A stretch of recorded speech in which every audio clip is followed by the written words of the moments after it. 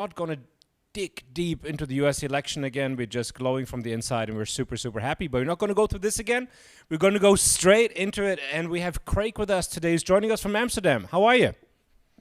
Very well, thanks, Julien. Thank you so much for taking the time. Tell us a little something about yourself and about Set Ventures. Sure. Briefly, myself, I'm a principal at SET. I've been here for 8 years, and I have a background in really technical physics and chemistry and consultancy. And SET Ventures, venture capital fund based out of Amsterdam, invests throughout Europe purely in companies relating to the energy system transition. And we've been doing this since 2007, so a long time now. Yeah, that is actually super impressive. And I repeat that question. How have you guys managed, I mean, despite so many, I would say challenges in the last few years in green technologies, how have you guys been so successful? What's setting you apart from so many other funds that are not out there anymore? Well, I think we've been very successful at predicting where the market is going to go. Our first fund was really smart energy technologies. The second one was really on intelligence, really smart energy solutions. And the third fund is really on system solutions, so smart energy system solutions. So always, as a VC fund, we're looking for what's going to be the next big thing 5 to 10 years out, because that's when we're going to be exiting our portfolio companies. And we've been very successful at picking the right topic at the right time. Excellent, Craig. Thank you so much for taking the time. Quick summary, what we do always on Tuesdays is we invite different companies on the show, and they're going to be pitching for you. And you're going to give them feedback. That might be the first time, maybe you don't do that frequently, but we're going to try to, give them the feedback to make them pitch better, to give them a better chance of being successful when they go in front of other investors, as we have made the experience out of the last 150 interviews that I often don't understand what these companies are doing. How do you feel about this? How important is the quality of the pitch that you hear to assess the investment opportunity? Exceptionally important. A pitch to investors is different to a pitch to your customers. And what we look for is fundamentally different, I think, in determining whether a company is capable and ready to scale. So getting your pitch right is absolutely vital. And often you have a very short amount of time in which to do it. So the quicker you can get the information that we need to determine whether it's an interesting investment opportunity, the better. I often also feel that it's almost like a test. I mean, when you're a CEO of a company and you're a startup, obviously you're managing 1 million things. But I want to see that you can separate what's important from maybe what's not that important. And those, 3-4 minutes for an investor pitch is for the really high-level important stuff. And as a CEO, you should know what's important, what's not important. How's your feeling about that? I mean, you're absolutely right. Where you are as a business is often different, or what you think you should be focusing on day to day is different to, the long-term success of the company. And that's what we're interested in. The day-to-day stuff is important to get right, but it's not what we need to know about to determine whether the company is going to scale. And that's really what we need to focus on in your investment pitch. Yeah, I'm totally with you. And so we're going to dive right into it. We're going to my native Germany. And we're going to have Peter joining us. And I will not name his company again because I always keep confusing his product with his company. But they're really, really doing cool stuff. It's not energy transition so much, but I think you're really going to like it. And we know Peter now for the last, I would say, 4 years. And it's incredible how he has trotted through the valley of death and brought this rather initially uncool product to market. And now he's growing there. So we're waiting for the video for him to come on board. Craig, but we have 2 more minutes. What do you think, how are the US elections going to affect your portfolio companies out there? I mean, it basically means that the US market is actually going to be more interesting to go to, with a lot of capital likely to be deployed, much more capital than was originally going to be deployed, and really nationwide versus only in a couple of states.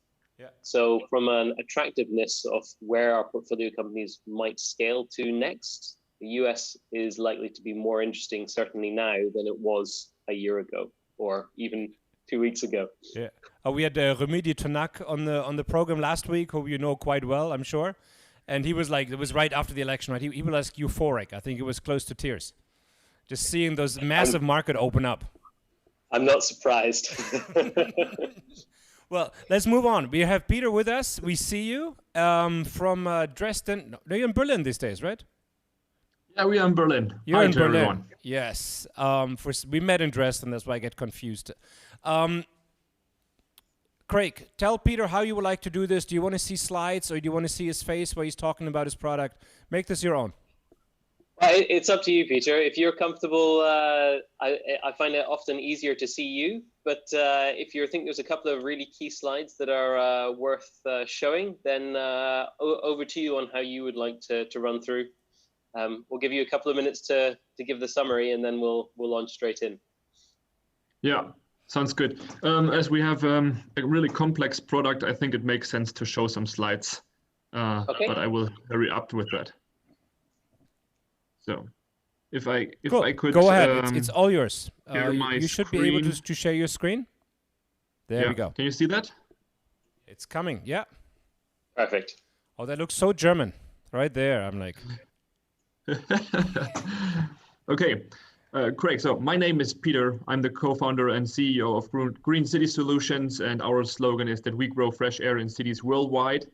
You may know about the problem. It's that people all over the globe in cities breathe this polluted air, and that infects, of course, health damages and therefore also economic risks. And if you have a look into our future cities, they have to be green and healthy and not like this picture here from London last winter.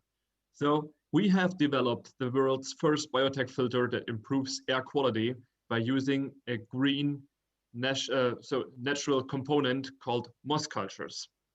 And we are the first ones in the market that technicizes green, that you can measure a really great impact by reducing air pollution, but also cleaning, cooling, and moisturing the air. And that's not enough. We also bring a piece of smart city technology into the cities where you can use the city tree as a multifunctional tool, providing real-time data for environmental usage. So we combine biology and technology. You see here these moss cultures. They are over 500 million years old, and we use these natural patent for our users by matching them with IoT-based control and supply system that helps us to keep these mosses vital, keep them performant, and also get a better understanding of our environmental status right now at this location where the city tree is equipped. So therefore, we're looking far more into the future where we have a cloud-based connectivity for urban data grids, helps us to identify the livable spots in our cities of tomorrow.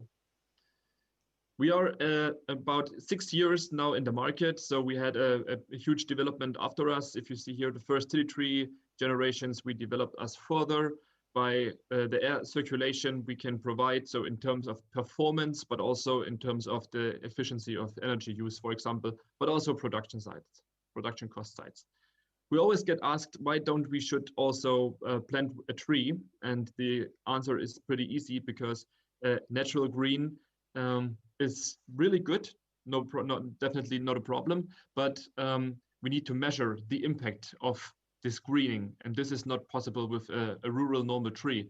So therefore, the city tree is the perfect match out of a technical filter and a common street tree.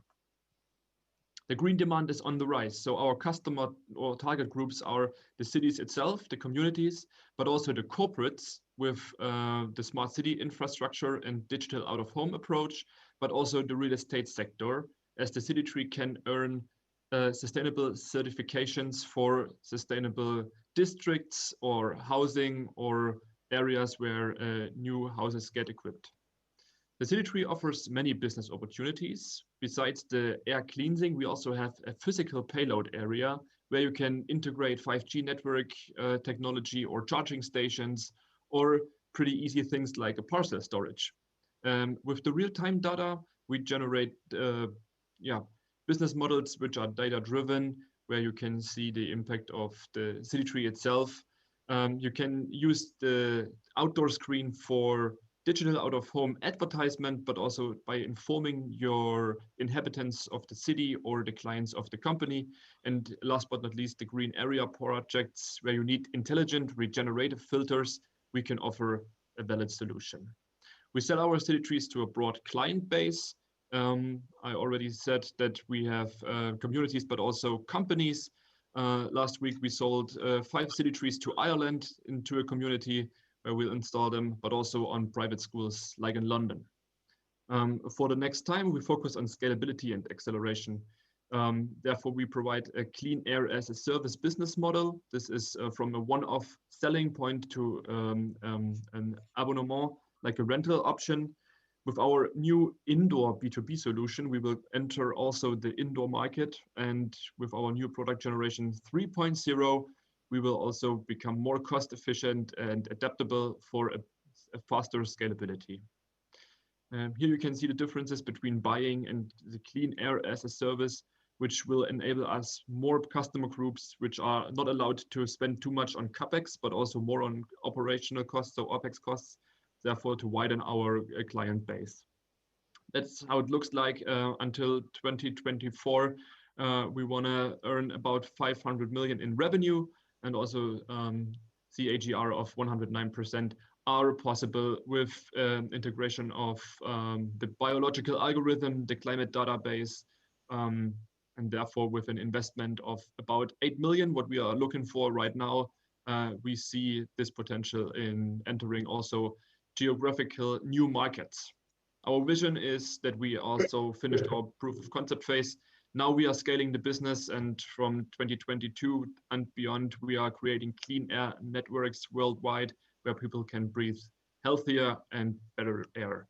This is our success team. So we are a diverse team of now 29 experts from biology, software, and engineering, male and female. We try to do our best to be also very diverse in that field. And yeah, we are ready to scale our business, therefore. And thanks for the attention. But I want to, Peter, I have to say, just from my side, I am super impressed. I mean, I saw you pitch, I think the first time 4 years ago, and you're putting in so much information into 6 minutes. I mean, we said 3 to 4 minutes, but yeah, we're not going to be too picky about that. There's like so much in there. I mean, I think I'm going to use you, if you allow me, as one of the case studies in the future of how to get a lot of valuable information in a very short period of time. Very impressive. Craig, take it from here. Sure. Just in terms of how you expect your revenue to split going forward, right? You said at the moment you're doing one-off sales and you're also doing the rental model. Do you expect one to be more dominant than the other? Have you seen traction in one area or the other yet? We already have a lot of traction in both areas.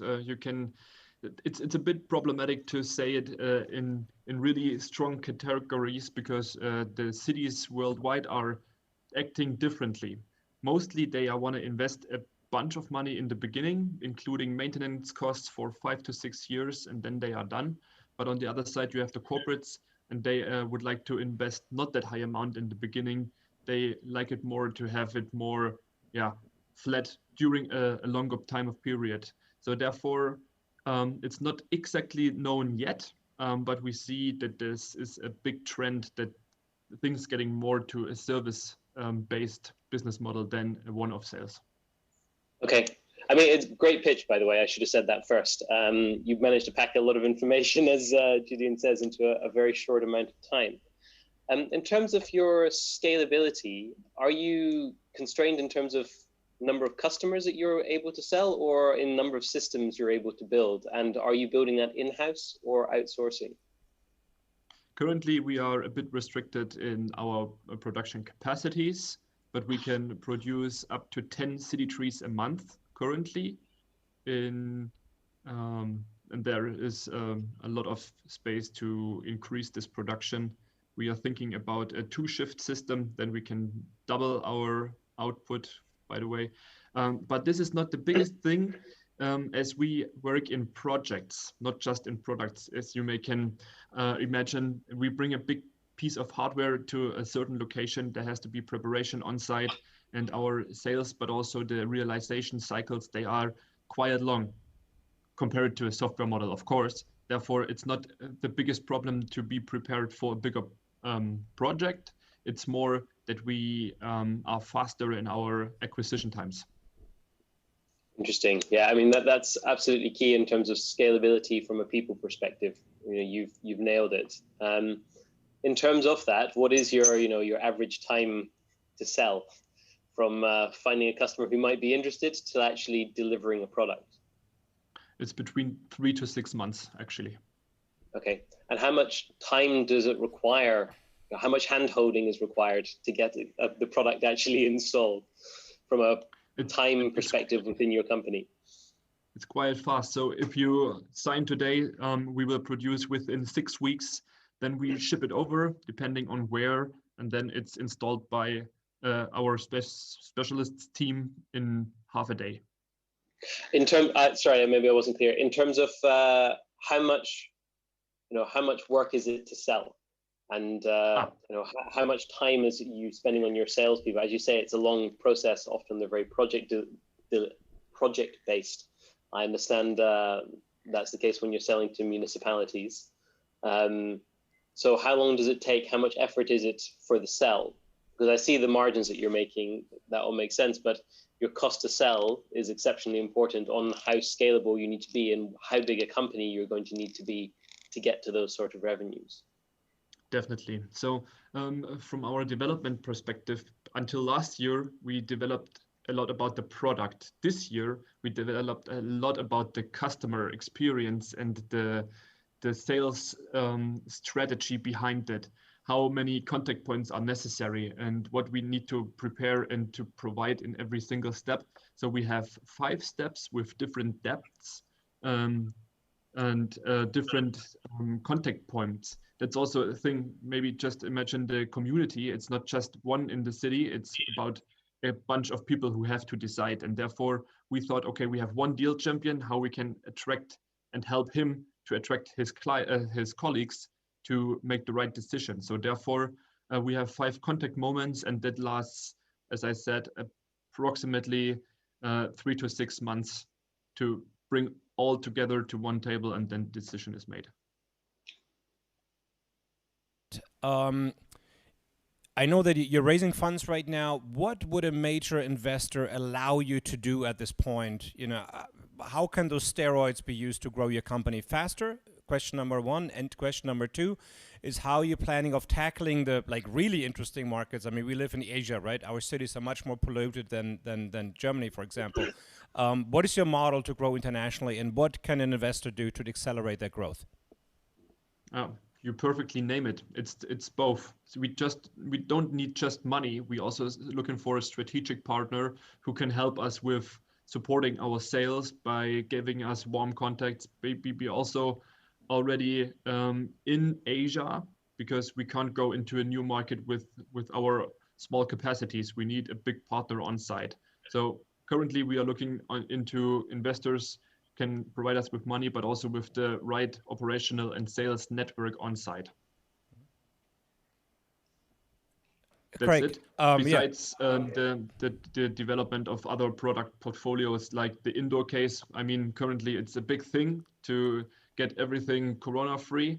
Next week we are in a lab by testing the mosses in terms of how good they can absorb the viruses. And then we will know more out of that. And then we have to build a big, beautiful product for the indoor usage. That's the next thing. Great story. Craig, your final words, because we have to move on. We don't want to take up too much of your time. Sure, absolutely. What's your advice for Peter to grow his company and make it more successful? Yeah, Peter, nail the numbers on your sales growth in terms of the customer journey side of things, because if you can show how much it costs and how much time it takes to get that customer journey in place, you can show that, you show the costs, and you know your product exceptionally well. You can show that that is an exceptionally attractive value proposition for an investor. I think that's, if you can get those numbers nailed down, then you're going to be in a really great place to raise this and more capital. I have one question in there, and I know Oliver in the back who always gives me this that we move on. But Craig, what we always discuss with Peter is 2 different kinds of funding, right? He needs to grow his company and build capacities to grow more moth and build more systems. But then obviously, Peter, your quick take on it, it's a lot easier if you're going for the rental model, right? As the air as a service. But that's a different funding structure. Would you combine the project financing with your growth capital, or would you keep that completely separate, Craig? I mean, I'd separate it. The first time you're selling your first 10 or so units in the rental model, to basically nail down your numbers, you'll have to do it yourself. But in terms of, that's only about $500,000 in terms of tied up capital. You can show that those numbers work, then go out and get someone else to fund it. That's by far the most attractive proposition. Get your long-term recurring revenue out of it, as well as a nice upfront hardware sale. You can get really nice, attractive returns based on that model. And that, from a VC perspective, is a great multiplier on our money. So you just do both. said it. Yeah. Combine the two, take an off-taker that says, I finance you the next 500 city trees, or the next 5,000 or 50,000, and then go back to the VCs and say, listen, if we can just produce this, you should come on board right now, but we have somebody who's going to, take them from us on a very long term basis. I think it's a good way forward. Absolutely, and cities are great customers from a financing perspective, so you'll definitely have partners who are willing to fund projects for cities. Fantastic. I'll get you all in contact with each other. Peter, thank you so much for coming on the program. I am impressed and amazed every single time we get to talk to you. It's getting better and better, and I know it has not always been easy. The first time we met, he was talking about a Moss-based city air filter on a pitch event with like lifestyle apps and everything else. People looked at him a little bit like, I don't really fully get it. But I don't know how many of those lifestyle apps are still out there, and he's growing his company on a daily basis. It's very, very impressive. Congratulations. Thank you so much. We'll see you soon. I get you two in contact. And Oliver, where are we going to next? Huh? Okay, we're going to figure it out. Yeah, we got this going. Craig, one additional question I have to you. What is your personal favorite industry to invest in right now within your field of energy transition? Where do you see is the future that you want to be a part of? Yeah, I see some of the most interesting opportunities really in getting more people active in the energy systems. So actually people who have controllable assets, more intelligence around those assets, getting everyone to be an active participant. Because if people become an active participant, the whole system gets smarter, and also everyone has an incentive for making it work well. So everybody gets paid for the benefits that are delivered. Perfect, and I think this is exactly what we're going to talk to Anna about. A company I don't know yet either, so I'm super excited. I try not to get too much information before the pitch because I also want to have that like first impression that we're talking about so much on this program. Anna, take it from here. Where are you? Who are you? Hi, give me a second. I'm figuring out audio right now. But you can hear us okay? Yes, I can hear you guys. My computer shut down, so I'm on my phone right now. No problem. We're here. We can see you. We can hear you. It's all good. Where are you based? I'm in Houston. Okay. Greentown Labs. Yeah. Greentown okay, Labs. fantastic. Greentown Labs, Houston. Yeah, where are you guys based? Bali and Amsterdam. Oh, that's cool. I lived in Amsterdam for a couple years, 2018, 2017. Oh, fantastic. It's a beautiful city. It's not like Bali, but it's still cool. It's not Bali. Excellent. Craig, a little bit something. We have a very good working collaboration with Greentown Labs and a few other accelerators. And so we kind of allow them to like pick the best match of a company to put them on our program, directly talk to you. So super excited, Anna, what are you going to present to us? Take it from here. Okay. Hi, everybody. I'm Anna. I'm the CEO and co-founder of Varia Energy. And Varia, aims to help enable the world's transition to an energy efficient and sustainable future by rooting out inefficient waste, water, and energy systems to increase sustainability and decrease operational costs for commercial and industrial facilities. So did you guys know that commercial building facilities consume 18% of all energy in the US? Do you know how many million metrics of CO2 that is? that's 876 million, which is around 17% of all the US emissions. Right now, around 80% of the building facilities in the US were built before the 1980s, which means that within all the buildings in the US, there's a lot of room for improving the reliability of systems and reducing operational costs. Right now, we currently have a team of engineers that built a software, the Holistic Utility Management software, that helps building efficiency and can promote the longevity of all buildings and reduce CO2 emissions. Yeah, that's it. Okay. Cool. 3 minutes. I'm blown away. Great.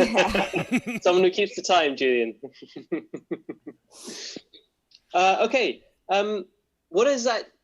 Your actual product? You mentioned, holistic building management, and that involves waste, energy, and water. But yes. What is the actual product? What is it you're physically selling? What do you physically do for each building? So it's a software, right? So it's a clean tech software. So we take non-invasive data, so non-meter data.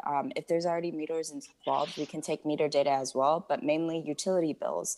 And we take those trends and we categorize, the software categorizes those trends, and we're able to see inefficiencies in all three categories. So for example, with just the water utility data, we're able to see leaks, and we're able to see leaks as they come in on a monthly basis. Okay. And in terms of what's your selling model then? How do you get your customer in the first place? And then what benefits do they get, and what revenue model do you get from them? So I would just get, so right now our company is pre-revenue. We're still testing our private pricing structure. Similar companies in our space do a subscription model. So similar to utility companies where they pay around 100, 200 per facility that use a software to monitor and analyze and manage their utility facilities. One of the ways we're getting our customers right now is just we're targeting the mid-sized restaurant, food sale, industrial market, and research laboratories. Part of the network with Greentown Labs have helped us access that network, LinkedIn, our campaigns. Another thing is our case studies. So one of our initial pilot case study was a university in Washington. It was a 40 building facility with over 150 utilities per month. We were able to take down their operational costs by $600,000 that year. And we were also able to detect a water leak that essentially drained and wasted $7 million, or $1 million over the past 7 years just from a water fountain. Yeah. That's quite an impressive amount of savings, right? So yeah. That's for a larger building. You said you're targeting the mid or smaller size buildings as well. Yes. So for the university, that happens to be, it was a 40 building campus, right? So now we're targeting campuses more like, and in food sales, we're targeting chains, right? So if the food chain or the property tech food chain has around, I would say 100 facilities across the nation, we would have around 100 facilities. Right now, we are also looking into industrial, so food manufacturing, food, even like jar manufacturing, because they run, at this point, they can run more efficiently as well. Mm-hmm. From my side, again, I'm totally with Craig. Like when you started talking, I at least like to know at the very beginning that you're a software company or that you're developing a software. I think that's a very important piece of information, because some of us are more, software heavy, others like me a little bit more hardware heavy. So it makes it easier for us to categorize, which is in that case a good thing. What I don't really understand yet is in your software, you said this is mainly, you include the meters and the general stuff that Schneider Electric does and so on as well, but you're mainly focusing on the utility bills. So yes, you're adding them into a software system and cross-referencing them to where they should be, or how does it work? I haven't fully understood the model yet. So we take the data from utility bills. So we need at least a year of data to be able to accurately detect results, right? We take the utility data from the utility bills, and then we detect trends. And with those trends, we have hundreds of categories that we see, like whether they're paying too much for waste, whether they should go into organic streaming, whether they have a water leak, whether the meter is probably broken. And we take that data and we tell that data. Basically, the software takes all the data, categorizes it, spits it out, and we tell our client, hey, this is what you guys need to do. We also implement the solution too. There's an engineering side of our company as well. And one other question, sorry, Craig. Do you see this as a standalone solution in the future, or maybe something that integrates into existing building management systems from other providers? So, yeah, okay. So yes and no. So what it could happen is it could be standalone if the building management team, they don't want to install meters, right? So any type of we're not hardware, we're only software. So later on, if a building facility wants to get nitty gritty and they want to install meters, that wouldn't be with us, but we can take the meter data and we can manage the meter data too. However, if a building facility doesn't want to install meters, then yes, it's standalone. And it would essentially cut down hours and hours, and even essentially the job of a facility manager. I like it. Craig? In terms of, it's an interesting proposition. There are a lot of companies trying to do similar things. In Europe, where smart meters are a bit more ubiquitous than in the US. There are 100 other companies doing similar or trying to do similar things, often in specific verticals. So you have companies looking purely at the food industry, waste. You have companies looking at water optimizations or energy optimizations based on metadata. But here there's a lot more metadata. So you actually have far more granular information. So having something where you can get insights from pretty coarse data, if you're talking about monthly billing, that could certainly be valuable because you don't have to spend money getting more granular data. So I like that aspect, and it's probably more tailored to the market that you guys are operating in the US than the market that we know in Europe. Yes. So that's the general idea right now, because the building facilities in the US are a bit less metered than the building facilities in Europe, for sure. I'm just saying one little point in there, because we always bash countries like Indonesia. We all have smart meters, right? We actually have prepaid smart meters, and if you don't go to the store and pay it, they switch off your electricity when you're out of kilowatt hours.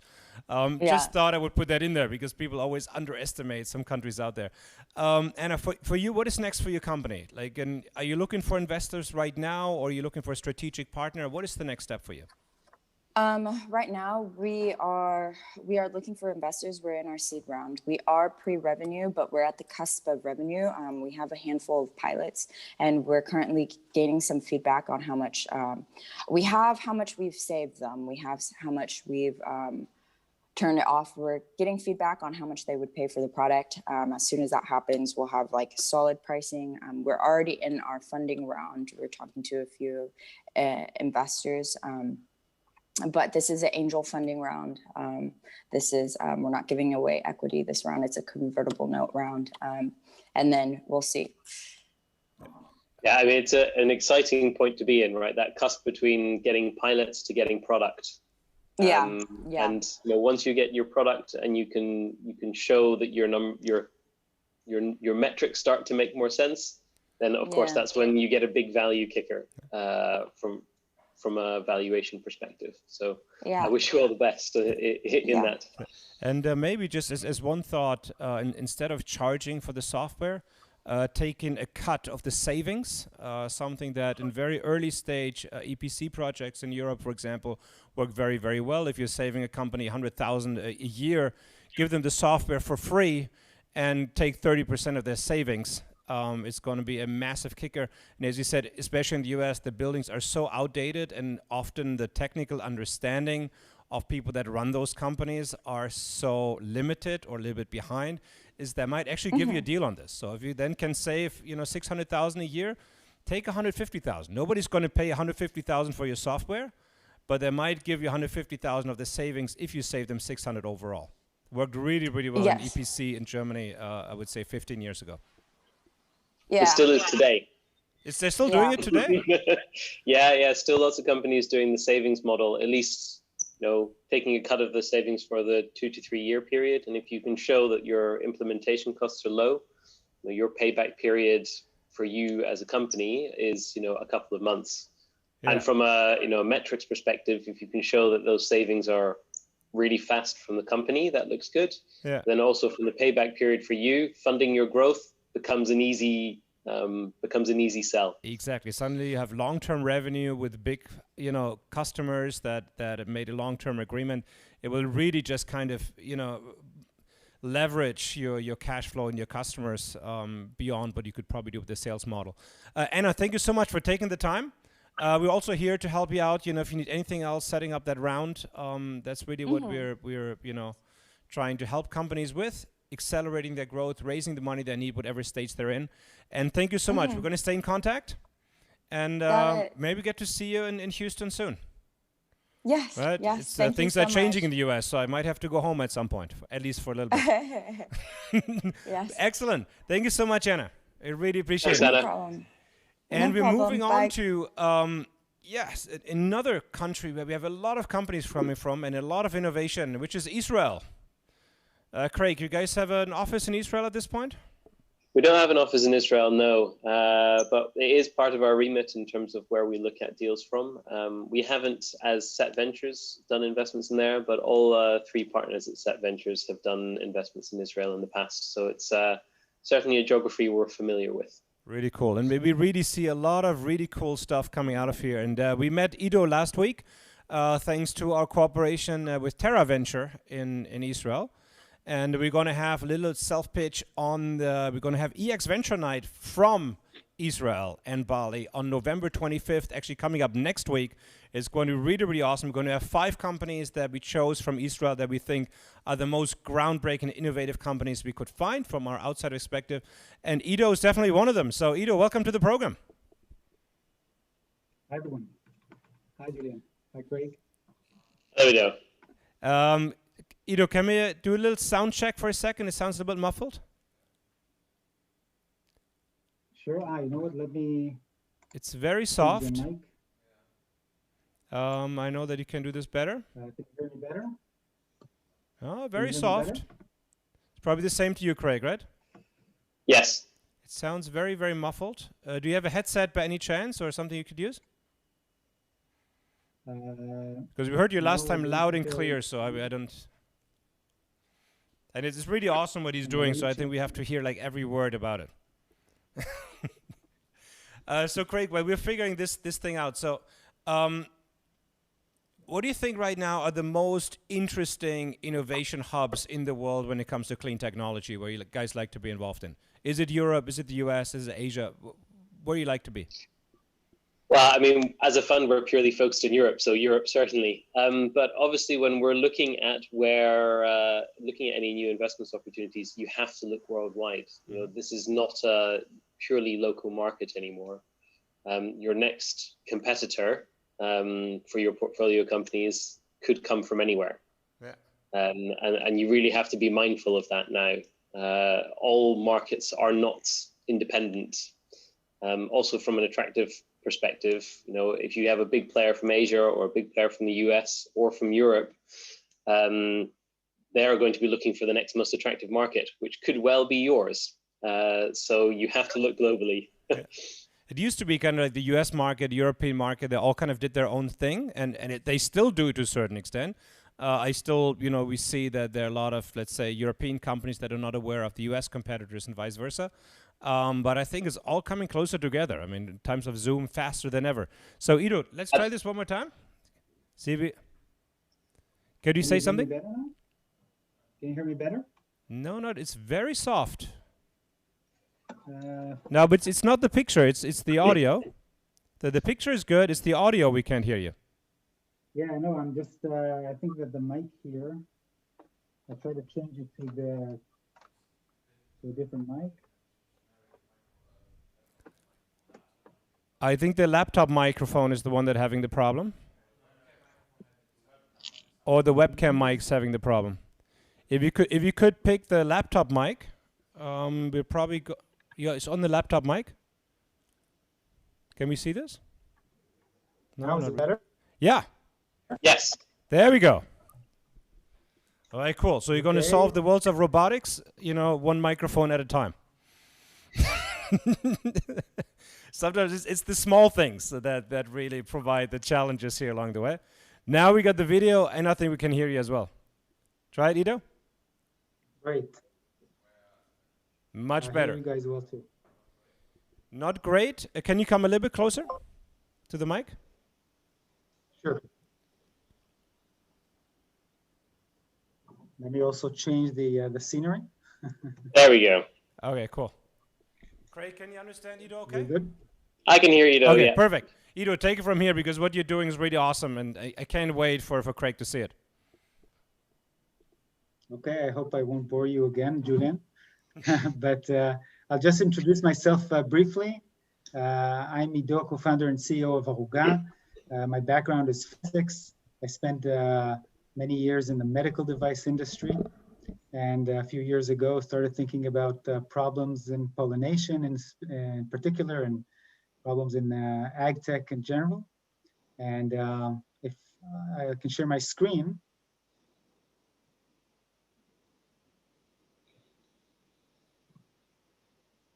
So we founded the Aruga about 3 years ago with the intent of introducing autonomous ground robots to treat every plant in greenhouses. And our first focus is in the tomato sector, the largest sector in greenhouse farming. And on the screen, you can see the main problems that growers face. And by far the largest expense is labor, but it's not only the expense itself, it's the unavailability of labor and turnover, which caused indirect losses, which are also hard to quantify. And in greenhouse farming and in tomato farming in greenhouses and other crops, there's the issue of pollination, which is usually done using commercially produced single-use bumblebee hives. But the hives are sensitive to environmental conditions. They forage for pollen when they want to, not when it's optimal for the plants necessarily. They spread viruses. It's been recently shown in literature, and it's also introduced to the US, these viruses recently. And also these hives are banned or otherwise unavailable in various countries like Australia, where pollination still must be performed manually, which is very labor intensive and costly. So as a first product, we set out to develop and market a pollination robot. And here on the screen, you'll see our first prototype in a commercial greenhouse in Israel. Just a brief explanation. Pollination flowers are self-pollinating. They need a gentle but accurate vibration to release the pollen on the stigma and for fruit setting. So our robot drives autonomously down the row, detects the flowers that are ready for pollination using artificial intelligence, and sends air pulses to vibrate those flowers. Again, we're not sending chemicals or pollen, just air pulses. So that mimics the buzz pollination that is performed by those bumblebees or other manual methods. So last year, we completed our first robotic experiment showing increased yields versus bees and manual pollination. In the summer, we finished a commercial pilot in Israel and showed prevention of a lot of losses due to heat wave as relative to bees. And just recently completed a successful pilot in Australia where we showed equivalence both in yield and in shelf life relative to manual pollination performed there in Australia. And what's our plan? Of course, we're planning to commercialize this pollination robot very soon, but we'll also add monitoring functions by analyzing the data collected by our multiple cameras on the robot. For example, counting flowers, counting plants, detecting leaf diseases and stuff like that as a first stage. But the first main module that we plan to develop is a non-contact flower pruning module, also a very labor-intensive job in the greenhouse. And that's it, in briefly. Okay, thanks, Ido. Thank you. This is my wonderful team here in Israel. Yeah, I mean, very interesting, and really see the value of what it is that you're doing. First question from my side is really, what's your business model? Are you selling machines? Are you selling the service? What's your revenue model? So our plan is to either lease or sell the robots. We want to penetrate any market with a lease model at first, because we don't want the growers to invest, or it's going to be easier for them to use a lease model and not buy robots to begin with. But of course, once we have successful pilots and penetration into a specific market, we can go on to sell the robots. There are various growers in various countries that prefer to buy robots. Is it because of tax benefits or distances that they want to depend on external service and maintenance? From various reasons, we've heard that from growers. So we can do both. Ido, one question from my side. We discussed this before. The pollination part is kind of like phase one of your product, and I really love that you say this is kind of the lowest hanging fruit, and I haven't really heard of anybody else doing this. But where do you see the future once you have those robots installed in a greenhouse somewhere? Netherlands, for example, where Craig is from, is one of the, I think the largest greenhouse producer in the world, right? Still at this point. Right. So that's the plan is to use this robotic platform within the greenhouse, which is a large ground-based platform, and to introduce more and more modules on it, so that every unit can have more and more revenues, or you can think about revenues per hectare, per month, or per year. And we're going to focus at first on modules that save labor, reduce the dependence of growers on labor. Like I said, the first one after pollination, which again reduces labor, at least in countries like Australia and others. But the next module is for pruning. We're also thinking about other things like trellising and things like that. We're not going into harvesting yet, but we're thinking about modules that are simpler and cheaper to do with robots. And how is your IP protection in this area of your first? Is there an IP protection on the platform, on the individual use cases, the buzz pollination, mimicking? Where's your IP position? So we have several submissions are pending. They treat the system itself, both in terms of pollination and also in terms of non-contact pruning. We have other submissions to protect various things, but those are their main protection in terms of Interesting.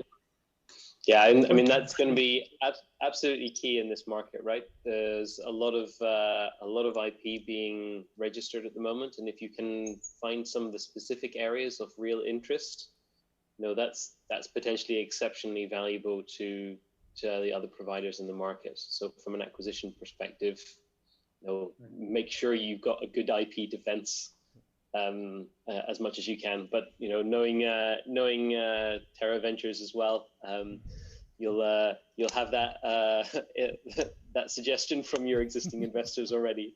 Yeah. Right, we are working on that, but we think that also besides the current IP in this section is very general. Yeah. I think that once you get into a specific task or solution, then you really know what the problems are, and you can really protect against competition. So, and that's what we're doing. We have, of course, early general protection, but we're also going to update it as we go along and find those things that need protection. Interesting. Ido, one question from my side. I think that your industry you're in, right, AgTech, and making this kind of this industry that's almost in the Middle Ages, as sometimes feels. I mean, there's a lot of things that's happened, and I think a lot of the great innovation did come out of Israel initially, but there's going to be a lot of changes in the way we farm the next 10 to 15 years. And a lot of companies will go in there, and a lot of big companies will go in there. What can an investor do right now to make sure you are the winner in this upcoming race for the best AI robots in farming? Is it a big investor that makes you international first, or big customers, or strategic partner? What would really make a difference for you? I think that the investors that we look to collaborate with are those that look at the long term. It's not SaaS or enterprise software. This is machinery and agriculture.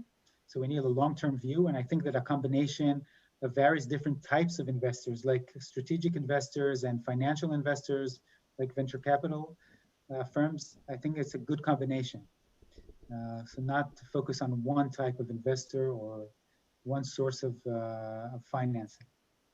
Well, one comment I would make is, particularly with the area that you're in, if you're going to be taking on strategic investments, get at least 2 of the strategic parties, or ones which are not going to be your competition or your potential acquirers today, who'll be interested in the benefits rather than the acquisition, or get in 2 of the strategics, at least 2 of the strategics who would be interested in buying in the future, because you can shoot yourself in the foot quite easily, particularly in this sector, if you accept money from one investor who then has you over a barrel from then on, from a strategic perspective. So it's really important to get that right, particularly at the stage that you are at, Ido.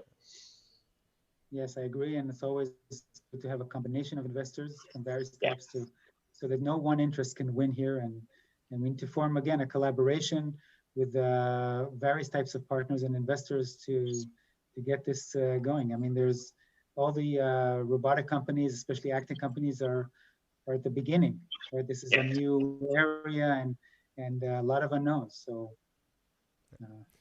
Ido, one other question. When you're looking for investors for the next round, are you looking still within Israel, or you're feeling that you're looking also, more intensively at investors outside of Israel? Usually Europe then becomes kind of like the next step. Where are you going next with this? So we are talking to a lot of investors, even those that are not relevant at this stage, because we're preparing the grounds, for next year and future rounds. We're talking to Israeli, European, US, Australian investors, mostly financial, but also so we're looking at a broad base of possibilities. Again, it's important to start these relationships early, so that companies that even that are relevant for in a year or 2 will get to know us, see our progress, and when the time is right for both, then they haven't known us for a couple of months, but they have seen our progress for a year or 2. Exceptionally important with strategic investors. So it sounds like you're doing all the right things, Ido. Craig, a quick summary about the presentation. What is your take on it? Did you understand what Ido is doing with this company? Any feedback you want to give? Sure. It's very, tech focused in terms of what you're physically doing. Getting back onto the revenue models that you're expecting to get and how you're going to be delivering it, I think is also very relevant. But if you're really aiming towards the strategic players, then the tech is what they're interested in. It's not the revenue model yet. So, depends which investor group that you're pitching for. But I would certainly want to know what your revenue and what your scalability plans are as part of a pitch to, a standard VC. Sure. This data, of course, is available, and right, depending on the actual investment and the time and the framing of the meeting, of course, I completely agree. Great. Craig, which leads me to one general question that I have for you. We had another colleague on from Israel, also in the AI field very recently, and we kind of almost had an on-camera demand of, should you adjust your pitch to the investor that you're pitching to, depending if it's strategic, finance-backed, or, what the background is of the investor? What is your take on that? Yes. I mean, yes, you should. If you're pitching to an investor or an investor group, you should be tailoring it to that investor. I mean, most of the time when we have companies pitch to us, we're so focused on energy system solutions, we basically say, skip your first 15 slides. You don't need to see them. Yeah. That's all the background side of things. But you should be tailoring it to it. tailoring to an investor. Also, strategic versus financial have very different interests. They'll need the same amount of information eventually, but the reason why they're going to engage with you is potentially pretty different. I'm glad this kind of was my point.